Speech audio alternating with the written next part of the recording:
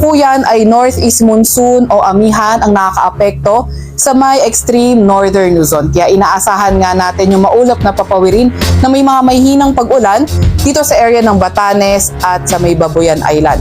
Samantalang easterlies o yung mainit na hangin galing karagatang Pasipiko ang nakakaapekto sa nalalabing bahagi ng ating bansa. At dahil nga rin dito sa easterlies, asahan natin yung maulap na papawirin, may mga kalat-kalat na pag-ulan, pagkidlat at pagkulog dito sa may area ng Catanduanes, Albay at Sorsogon.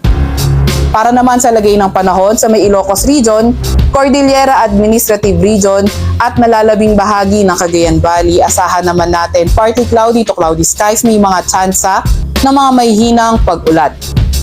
Para naman sa Metro Manila at nalalabing bahagi ng ating bansa, partly cloudy to cloudy skies din ating naasahan, pero may mga tsansa pa rin ng mga localized thunderstorms. Yung ating mga Regional Services Division maglalaba